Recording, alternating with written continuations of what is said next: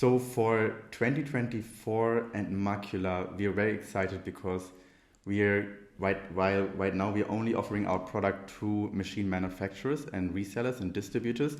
We are going to have a product offering for facilities and any company that operates machines.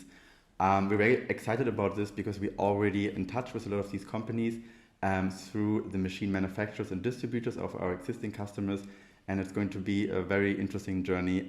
Stay tuned. In 2024, we will see an increasing pressure to offer best-in-class after-sales experience in the machinery sector, as that's where the real profitability lies.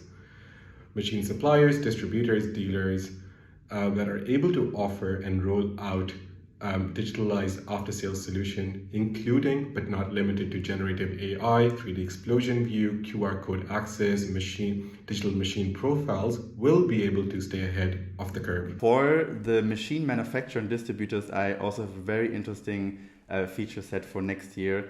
It is about 3D models and being able to allow everyone within your organization and within your customer base to see 3D models of the machine, to streamline workflows and create a single source of truth between you and your customer around 3D models.